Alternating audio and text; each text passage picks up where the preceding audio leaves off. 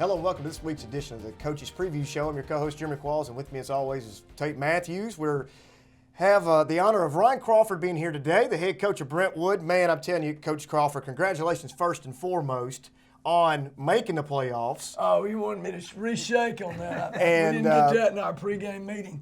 You started off the year 0-2. Now, your opponent was Independence Ravenwood, so that's not like we started off terrible by any stretch of the imagination. But with coaching the youth today, it could easily fold up on you mentally on those guys at some point in time. But you have fought your way through it. You're above 500. You're 4-3. Not only that, you're 4-0 in the conference, man, and that's fantastic in region play. You just came off a big win against West Creek, 44-0, to secure your playoff spot. And we have a huge game this week against Centennial. Now, let's talk about the West Creek game real quick.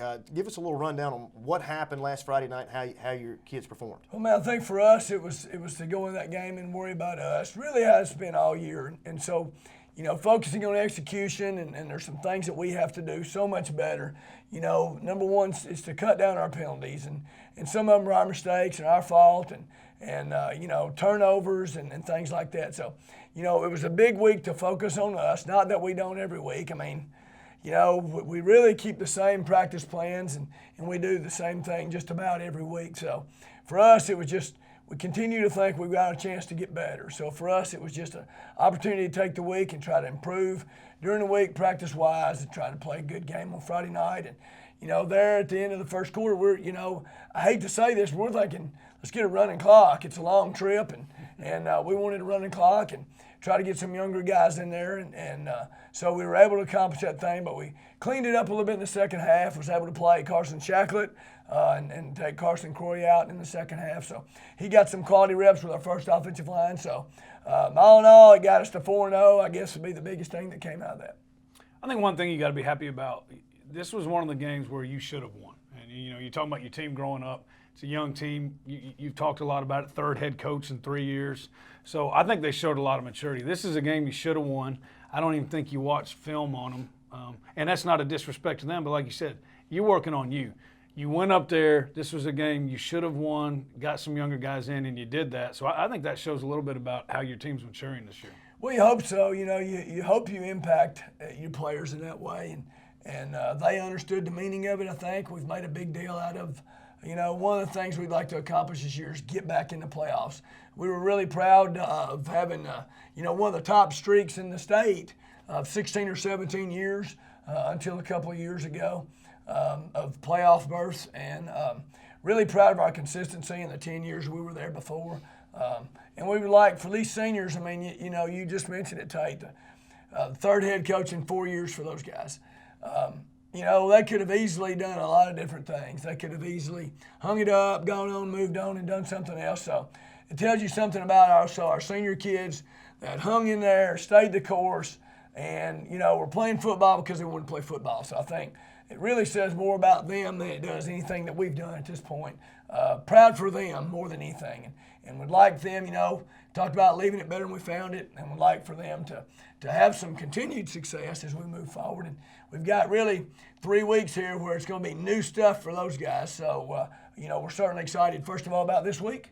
And then, the remainder, we got at least 4 weeks of games that have value and importance. Well, I don't think you need to sell yourself short, Coach. I mean, you've done a remarkable job since you've been there. I've seen you in action. I've seen you behind the scenes during the weightlifting sessions and practices and whatnot. You're a fantastic motivator, and I think that's a testament to you and your program that the kids come in, they've gotten excited about playing football again for Brentwood High School, and the fact that that you continue to motivate them. Now, did you dwell upon the playoff berth after the West Creek game? Was that mentioned in the locker room? What if it was? The kids, when they found out, what was their reaction? Give us a little insight on that. I think I think they understood going in that would get us to 4-0, and that everybody behind us, there's no way they could get to 4 wins. So I think they understood the value of it.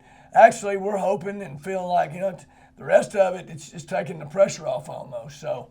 Our kids responded real well. They were, in particular, those seniors are happy, and it's really establishes something for our younger players to maybe an expectation that hadn't been there, and our staff and has done a great job of kind of staying the course. And again, it's just been about for us just trying to have daily improvement and weekly improvement, and getting our guys to compete every day. And we need to compete in the Williamson County game. And outside of Franklin, we just haven't done that. So it's kind of a couple things that we can work on this week. You're going into the Centennial game, over halfway through the season, so now you know what you're good at and what you're not. Kind of hard to – you better know what you are right now. So going into the Centennial game, you feel like you got a really good feel on what they are. You and Coach Rector know each other very well. There were some great Ravenwood, Brentwood games there for about 10 years. But what are some of the things that you feel like, hey, we've got to do this well if we're going to be successful these last 3 games? For us in particular tonight, it's going to have to be, we've got to do something. We've got to throw the football on complete balls. I'm not talking about stuff over their head. We've got to be satisfied to throw a fast screen and get 4 yards. We've got to be satisfied to catch a hitch route and get 5 yards. They're very good. Their front 7 is the best we've faced all year. They're going to keep them wadded up in there. They're going to make it difficult for you to run the football. That's Coach's philosophy. I guess it's everybody's philosophy, stop the run. But he's going to make it hard on you by overloading the box. So for us, it's got to be. We can't reinvent who we are and what we are. We've got to put a premium on execution. We've got to take advantage when we've got an opportunity. Really knock out first downs. Don't turn the football over, and try to get this thing into the fourth quarter. I mean, that for us, that's all about, can we get it in the fourth quarter and have a chance? Yeah, and they always have been, and that's one of his characteristics of any team he coaches. They're a momentum team, and you know that, and that's the way they are. Same kind of thing. Hey, look, there's going to be ups and downs like in any game, but this is one of those games. Keep it close. There's going to be some things go against us, but we can't let them get on a roll. And you're right. If we can get it into the fourth quarter, we've got a chance with anybody. I thought, I thought the Ravenwood game with you guys, Ravenwood similar, definitely last year, one of those momentum teams. I thought that you did a fantastic job in that game to keep yourself in that game. Now, you reflect upon the Centennial Ravenwood game, just like you said, it was a slow start of the game, and then all of a sudden, it was like 1-2 punch. All of a sudden, it was completely over with, and Ravenwood could never get back into that game. So going into this game, what are some things that you could possibly try to do to keep that ball control? I mean, well, I think for us, again, their front 7 is so good. So we've got to be able to, throw a quick game, throw screens, and use that as part of our running game, and somehow try to get a guy out of the box. We got to make sure we try to get the ball in our playmakers' hands, and then we've got to stay the course. We've got to do a better job blocking, staying on blocks. We've got to play with some physicality and some toughness too, because Centennial is going to be physical. That's just the way his teams are. They're going to be physical. They're going to play hard. So for us, it's got to be, hopefully by knocking out 3 and 4 yards things that we can keep the ball, frustrate them a little bit, and avoid frustrating ourselves. But the biggest thing is not give them any gifts. I think that in the Ravenwood game where they turned over 5 or 6 times, and Centennial's done a great job all year of taking the ball away from people. So I don't think you can say it's just, people giving them the football. It's taking the ball away by their aggressive play and then taking advantage when they get it. The last couple of weeks, they've had the ball, inside the 10-yard line 4 or 5 times for easy scores.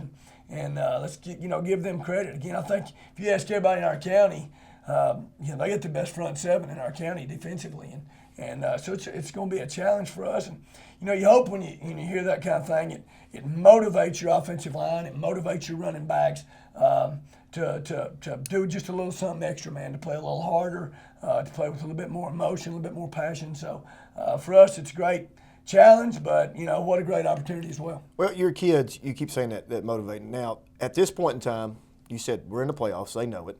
Number 2 is this is a huge game, just for being in the WCS Sports Conference. So I'm expecting that you don't have to get these kids up too much for this game. They know what's at stake. They know that this is a huge game, biggest game of the year for those guys up to this date. Now, the other games that you had early on for bragging rights, Battle of the Woods, etc., that's more for bragging rights. You still want to win those games, don't get me wrong, but this game right here has implications such as a home playoff game and at Centennial, who's been playing well. So the motivation factor for the kids there, it should be naturally there, correct? It should be, and I thought we played against our other rivals. I thought really we played looser against Independence and Ravenwood than we actually did against Franklin. I thought we were a little tight, pressing. Every play trying to score a touchdown and every pass perfect. And I think we can't do that. We have to go into this thing with, it's going to be a great environment. I think we'll have a great student body, so will they. Be a cool atmosphere for our kids. And I think for us, it's just, go have fun and play football. Let's go play Centennial, for 48 minutes and then let it all hang out and see where we stand. I don't think that, we have to overthink it. That hey, we play Centennial Friday, we're both 4-0. Let's go play and see how well we can do.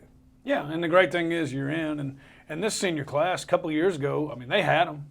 I believe it went to overtime, didn't it? I think last year it went to overtime. Yeah. So last year they had them. They know they can play with them, and there's a reason why these things keep coming back up. But another thing that's going to be big, it's always big, but this game, kicking game, is going to be big for you too. And like you said, hey, we got to get them out of the box. And if we don't, let's punt it, play good defense. And sometimes that's harder to do. Coach Finch, your offensive coordinator, it's harder to do sometimes than people think it is. It's not working, but we got to stay with it. If it doesn't get a first down, let's punt it, play good defense, and just make them line back up. Every possession ends in a kick, hopefully, right? So I think for us, we've ended too many possessions in a kick. I think Tucker's kicked 11 field goals at this point. And he's a weapon in himself. Right he there, is. that's something that a lot of people overlook. You've got a ranked kicker right now. I don't know exactly where he is in the national rankings. I know early on in the year he was pretty high, or pretty low rather. But that's a secret weapon right there in itself. Well, I think that, but not only that, but I think what Centennial does is they, I think if not every game, most every game they've onside it, not in an onside situation. So I think Brian's always had a lot of guts and courage, and it's been a part of his plan to fake punch, to line up in different formations and kick situations, to onside kicks. I think Brian's kids play with confidence in the kicking game, and he's willing to live with it. So I think, just like they are defensively, they're also aggressive in the kicking game. So at times when you get a good kicker like we got in Tucker, shoot, we're not going to take any chances. We're going to kick it because he's so good at it. So I think not only that part of the kick game, but our return units as well will be important because I would bet you we get one onside kick tonight, even before he needs it. And, we're alert for punt fakes. And so that he makes you work in the kicking game because he does a lot of things there. Is the hope in that to get you a little bit off your guard? Okay, we're going to come out and do it. You know it. Y'all have practiced it once, twice, maybe that third time, catch a little bit off guard. Is that could be a possibility of what he's trying to do? Help our viewers understand when that process goes down, what they're trying to do. I think it's just part of who and what they are. I think when you establish a program, one of the things I've talked to Tate about, and probably you, is, when I left, I knew what we were. I had an idea of what we were, what our blueprint for success needed to be. And I think we're in the process of now figuring it out. We're not there because we're looking at it, well, what we got coming back and running back, So I think that we're not there, and I think part of Coach Rector's philosophy is to be aggressive in kick teams. So I think it's part of who and what they are, and you spend more practice time on your kicking game when you face Centennial due to their aggressiveness in the kicking game. Well, I've got to ask you a question. This is something that I meant to ask off the bat. Not only are you just a football coach, you're a big Brentwood person. You're a school person. You buy into the school atmosphere. You buy into the other sports. You go to the other sports. You show the kids there that may not be your kids under your supervision that you care about them. You care about the school process. So it's funny that we've got things going around your program. Usually everybody looks to the football program to get the year started. Basketball coach, being a former basketball coach, I really wanted the football team to do well because we share athletes, number one. Number two, that success propels the school. Now, with that being said, Brentwood golf team, the first ever state championship. Cross-country team's going to be favored going in to win it all. Volleyball's going in favored to win it all. That probably doesn't affect a lot of your kids, but from a school person perspective, what does that bring to the table for Brentwood football? Well, man, I think you'll see our kids when we've got a home volleyball game. As soon as practice is over, they'll all run in there, So I think it's in particular, the athletes at our school support each other.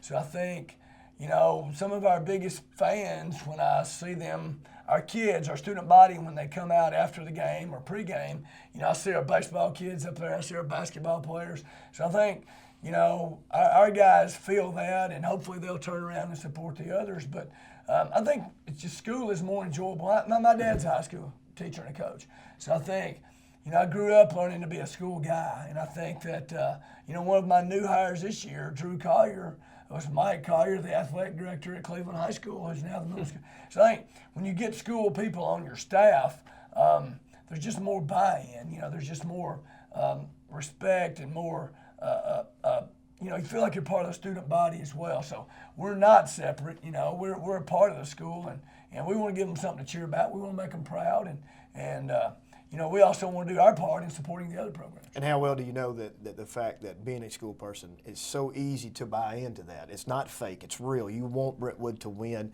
regardless of what they're doing. So come tonight, they show up for you at the same time. But that's a mutual thing. It's not I'm doing it for that. It's a love for the school, it's a love for the programs, it's a love for the community and the success that they have. I think you can say, and Tate, through his business, probably has a view of this as well. I think you could say, truly Williamson County is trying to do things right. I think that, there's the school, the kids running to different schools on a whim. I think that Williamson County truly is trying to do it right. Academics do really come first. That's the reality. It's not just talk. They really do. I understand that about our school. I'm proud of that fact.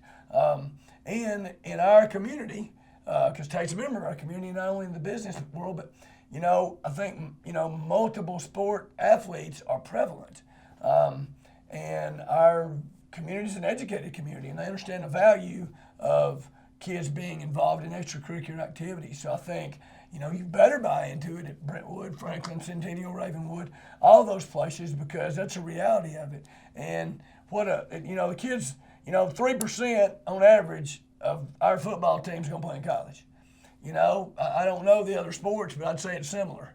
So, while you've got an opportunity in high school to be a part of good programs and to play more than one sport, as long as you can handle it academically, I think it speaks well for our system, as well as the athletics that we have, and for our coaches. Well, there was a reason that 85,000 plus people went through our stadiums last year, and that's just in football alone. So the importance of athletics in Williamson County is pretty obvious.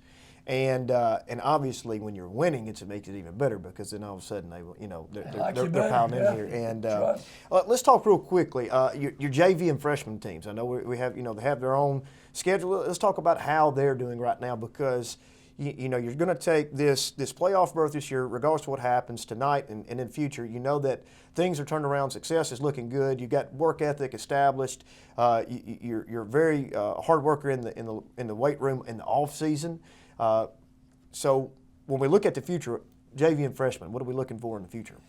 I think sometimes it's difficult to tell. I think the number one thing is we got great numbers. I think we got 53 freshmen on our freshman team, and we roll about 50 JV guys up there, so it's hard to get them all playing time and that kind of thing. But our JV team's 7-0, and our freshmen are 5-1-1. But when we went across to shake hands in that one tie, they didn't want to play overtime. So to me, that's a forfeit. So really, we're 6-1. So those guys are doing well, and the biggest thing for us, and I think at that level, the biggest thing for all of us is it a good experience for our kids? Is it something that they're going to want to continue to be a part of? So for us, it's about providing a good experience. And we keep scoring them things, so anytime you keep scoring, you'd like to win. Absolutely, and everybody else is trying to do the same thing too, getting ready for the future. So that if on paper, it looks to be like the future for you, number-wise, number one, is fantastic. You got quantity. Number two, you're undefeated with one loss. I'm going to say the tie was a forfeit with those programs combined. So not only do you have quantity, you have quality also. And that is just as big as a recruiting tool for you for your program as anything, because you're going to have a new group coming up, incoming 8th grade, going to be freshmen. They see this progress that's being made. Freshman team was undefeated, JV's undefeated. We make the playoffs at varsity. Things are looking up. So that's just as big a recruiting tool as anything else that you could provide. One thing for us, it's going to be interesting to see how these kids develop. I mean, at times, you can have a group that's mature for their age. So for us, it's going to be to see who's going to develop, who's going to be willing to put in the work, and with numbers, who can respond well to competition. How are they going to, is competition going to make some of them melt? Is it going to, we're going to rise to the competition and improve? So it's going to be interesting to see how these young people develop. All right, speaking of tonight, huge implications. So let's talk about real quick. I'm going to do a quick rundown for Region 7-5A, and let's talk about it. Henry County right now and Centennial tied for first. 6-1, both of them overall. 4-0. Henry County beat Rossview 37-0 for their 5th straight shutout. They play Dixon tonight. They've only had 40 points allowed all season long. I expect and predict that Dixon will not add to that total. If they do, it will be a very marginal amount. So right now, what's Henry County's recipe right now for success? What they have? Is it strictly defensively, or are they just so good on both sides of the ball, or what do they have right now that's standing out? They're similar to Centennial in that they're really good up front on both sides of the ball. And I think also they have been so conditioned to winning. They expect to win. It's a unique situation. They're out there in the middle of nowhere. I mean, the closest place is Murray, Kentucky, and a great place to live if you like to hunt and fish. But I think that the uniqueness of that situation, and they truly are a one-school town. That's not just a city school; they're a one-school town. And then just the success they've had. I think success breeds success. There's times that teams here we've had teams that weren't near as good, but we won because we were riding the coattails of. We didn't know we weren't very good. So I think a little bit of that, and it remains to be seen. We'll see how Henry County does against. Centennial, and hopefully we'll compete in that game, and we'll see where they stand when the dust settles. Well, speaking of that, before we go even further into the region play, Henry County plays Dixon, where everybody has a bye, and then when they come back off a bye, they have you guys and Centennial. So we're fixing to see exactly what they're made of. The interesting thing is that they went in week 1 and played Liberty Tech, who has not been a successful program over the years. Now, they have had some tremendous athletes, but just not had a lot of success. They get beat 23-3, if I'm not mistaken, to kind of shock the world over there in West Tennessee, and then they turn around and have only allowed 40 points total. But then Centennial obviously play you guys tonight, and then play Rossview and Henry County, and then last 3 games for you guys are you finish up with Clarksville, who is probably the best of the Montgomery County teams, I think, as we have spoken about. So right now you're sitting currently in third, 4-3, 4-0. Well, actually, you're all 3 tied for first place. We know that. So it's going to come down to you 3 teams deciding who's going to host the playoff game. Top 2 of the 3 will get the home playoff berth. The bottom 2 spots, whoever that 4th spot may be, could be Clarksville, could be Rossview. Looks like could be easily Clarksville going in. To get that last playoff berth on the road. So what is I guess the question should be, what is the importance of wanting to play at home in that first round? I just think it's been a while since we've done it. I mean, I think that's the deal. In 2013 at Cleveland, we tied for the league, but through the tiebreakers, we ended up being 3rd. So we were a 6th seed. So we went to semifinals and played 4 road games. So you were road tested, weren't you? So I think that can you go on the road and do it? I think Coach Rector, when he was at Ravenwood, finished 4th one year in our league and made it to the state championship game. So I think for us, it's all about let's play tonight's game. Let's see how we play against Centennial, and we've just got to take them one at a time. But with that being said, all of our games remaining have value. They're relevant. So we have got to the point now where whatever week is this, week 8, we are relevant. And I hadn't been able to say that in the last couple of years. Basically, real quick, Centennial, Henry County, Clarksville, it's all for seeding. Your remaining games are for seeding. So, exactly. I mean, it's or a championship. I mean, how great? Yeah, absolutely. How great that? I mean, you couldn't script it any better. Going we into could have beat Franklin. We could have scripted it better. well, hold on now. That's just remember that's just for and that. Independence could have been a little closer. That's, Independence could have been that's closer. just for that front number. We're looking at the back number now. The back set of numbers in between the parentheses, that 4-0. We're not looking at that front. I know once again for regular. You're right. But you spoke on. I was joking. You're exactly right. But you spoke on something I was going to ask of you. How good is our? I mean, we see them every week. We talk about it every week. We talk about all these teams. We really don't know how good our conference is until we get out. So that goes to the question to you. We're talking about everybody now, the Big Six. How good is the WCS Sports Conference? All I know is the ones I played, and I think Independence with Bunch healthy, and I know that Swayze is a good athlete and a good player, and he's come in and done a great job. But with him outside and with Andrew Bunch healthy, I think, and they're more physical than they're given credit for. Their run game has developed. They're better on defense than probably their reputation would make you think. I think they legitimately can make a run. I think Centennial can legitimately make a run at it all.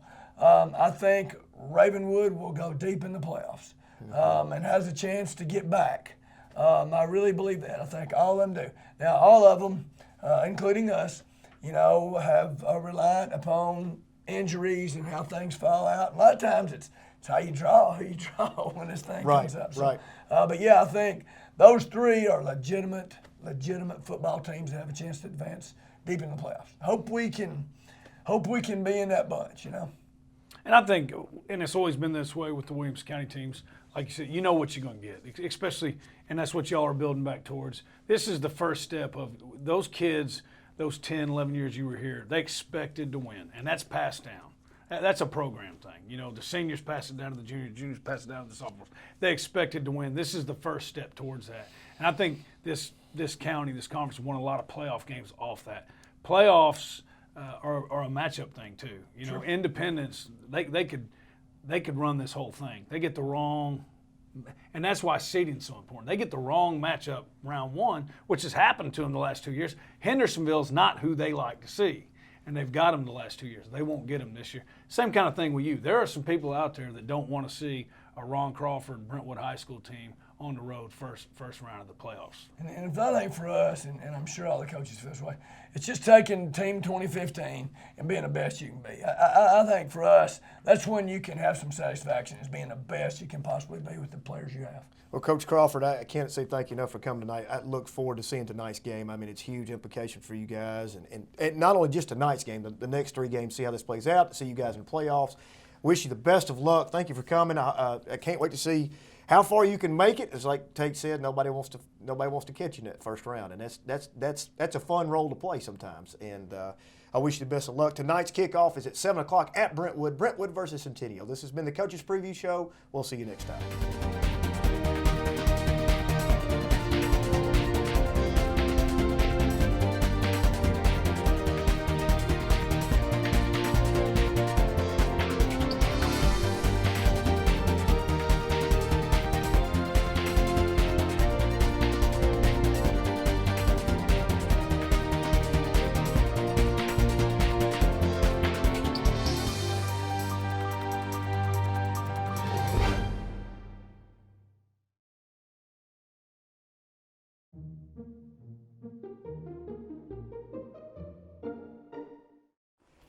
Reading the Day by Sandy Coomer. Before the book is opened on the day, I gaze upon the cover's bright design and listen to what words the morn might say as introduction to this storyline. As chapter follows chapter, there is pause to rest my eyes before the rising plot can fix me in some independent clause or capture me within some deed or thought. Some characters, some themes I've known before, but every word's arranged as something new, some passion, some deep lesson in the lore of living set for me to find, pursue. What little time to read the day, to learn its heart before the final page is turned.